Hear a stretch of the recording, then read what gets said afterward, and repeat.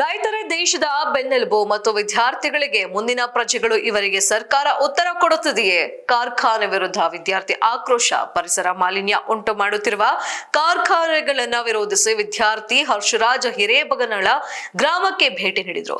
ರೈತರ ಬೆಳೆದ ತೊಗರಿ ಬೆಳೆಯ ಮೇಲೆ ಕಾರ್ಖಾನೆಗಳಿಂದ ಬರುವ ವಿಷಕಾರಿ ಕಪ್ಪು ಧೂಳು ಬಿದ್ದಿರುವುದನ್ನ ಕಂಡು ತಿನ್ನುವ ಆಹಾರ ವಿಷವಾಗುತ್ತಿದೆ ಎಂದು ಆತಂಕ ವ್ಯಕ್ತಪಡಿಸಿದ್ರು. ವಿಜ್ಞಾನಿಗಳು ಬಂದು ಕಾರ್ಖಾನೆಗಳಿಂದ ಬರುತ್ತಿರುವ ಹೊಗೆ ಧೂಳುಗಳಿಂದ ಉಸಿರಾಟದ ತೊಂದರೆಗಳ ಬಗ್ಗೆ ಸಂಶೋಧನೆ ಮಾಡಬೇಕು ಎಂದು ರಾಜ್ಯ ಸರ್ಕಾರ ಮತ್ತು ಭಾರತ ಸರ್ಕಾರಕ್ಕೆ ಮನವಿ ಮಾಡಿದ್ದಾರೆ.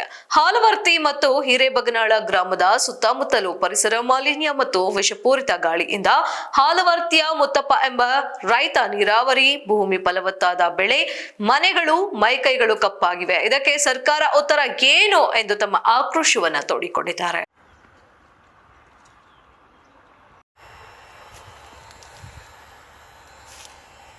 ಎದಕ್ಕೆ ಬಂದಿದ್ದೇನೆ ಅಂತ ಕೇಳ್ಬೋದು. ಫ್ಯಾಕ್ಟ್ರಿ ಹೊಗೆ ಜಾಸ್ತಿ